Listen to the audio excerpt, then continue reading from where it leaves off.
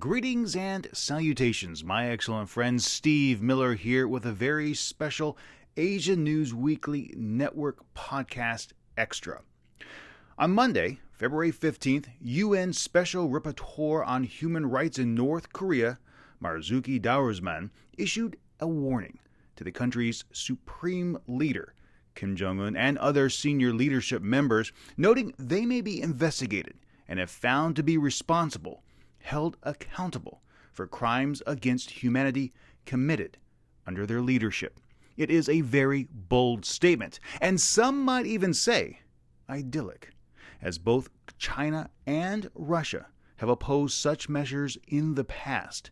Now, since both of these nations wield veto power in the United Nations Security Council, it may be unrealistic to see a referral to the International Criminal Court in The Hague.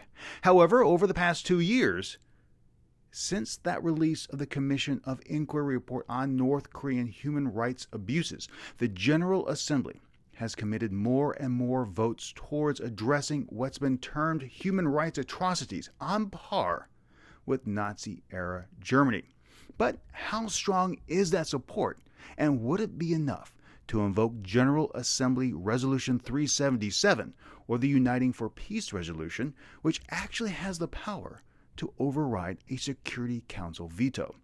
To gain better insight on the current status of human rights inside the so-called Democratic People's Republic of Korea, I spoke with Phil Robertson, Deputy Director of Human Rights Watch's Asia Division.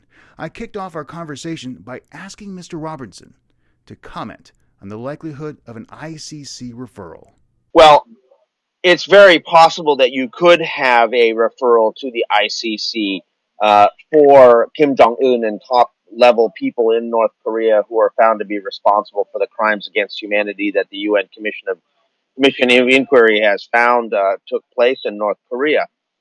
However, as you point out very correctly, the UN Security Council would have to act to make that referral because North Korea has not ratified the Rome Statute, and therefore the only way to get them before the ICC is for a UN Security Council resolution to be passed. And China and Russia, both being permanent members of the UN Security Council, have the ability to veto that. That veto is also not something that could be challenged by the UN General Assembly. So until such time that we can convince Russia and China to change their minds about North Korea, we're not going to be able to get a referral to the International Criminal Court. That's just the political reality. But the other part of this that's very important to understand is also that the North Korean government is extremely concerned about this. This is their top priority issue internationally, that they want to head off any sort of accountability for the Kim family and the other top leaders of North Korea. And every time the issue of human rights is discussed at the UN Security Council, it's been done two years in a row, people break out in cold sweats in Pyongyang for good reason, because they realize that they are one step away from being referred there, and that if China and Russia just change their mind at some point, and of course both are increasingly disenchanted with Pyongyang because of their nuclear tests and other defiance of the international community, we could see a change. So it's very difficult to say, yes, it's going to be referred to now, but at some point in the future, if the political situation changes, then everything's possible.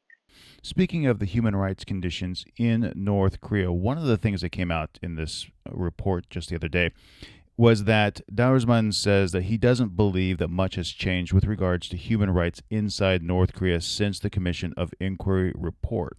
What is your assessment on the status of human rights inside North Korea?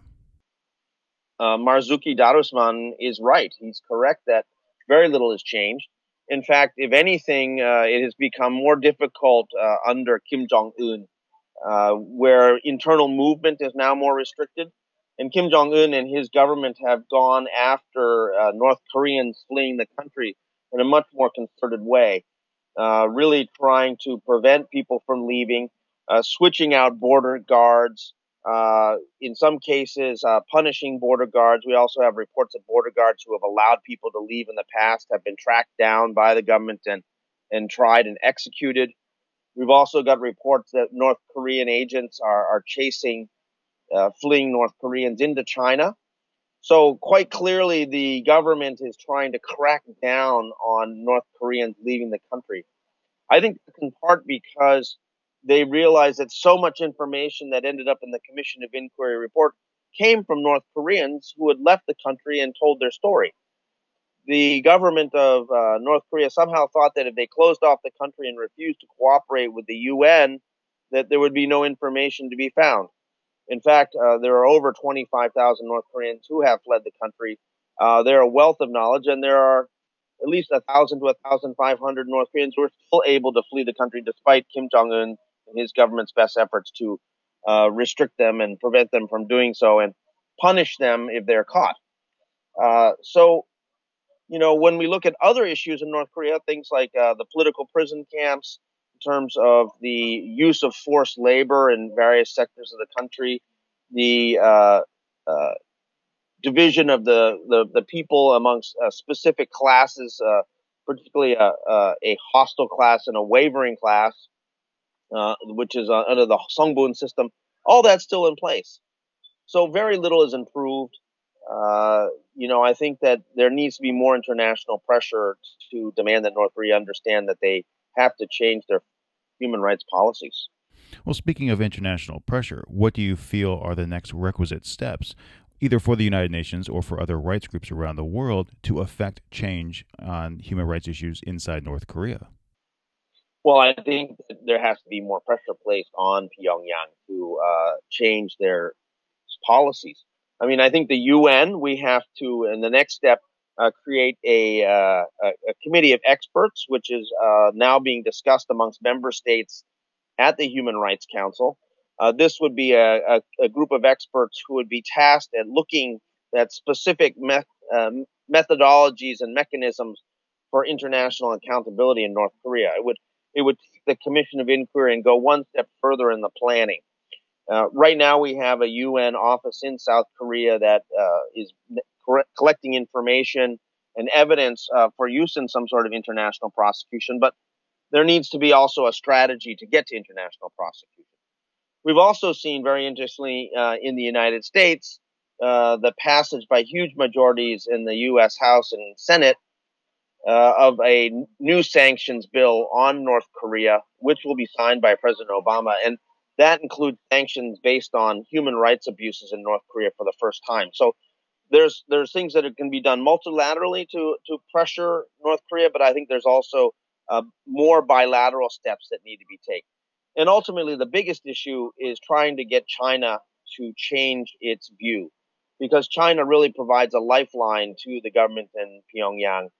Without China's consistent support and help at the international community, and also its economic support for the North Korean government, I think that it's very possible that we could see significant changes in North Korea. All right, that is Phil Robertson, Deputy Director of Human Rights Watch's Asia Division. Thank you so much for joining me. Thank you for calling. And now I'd like to hear from you. Given the recent tensions that appear to be mounting between Beijing and Pyongyang, do you think China may actually abstain from voting in the United Nations Security Council, or will it continue to protect Kim and other North Korean leaders?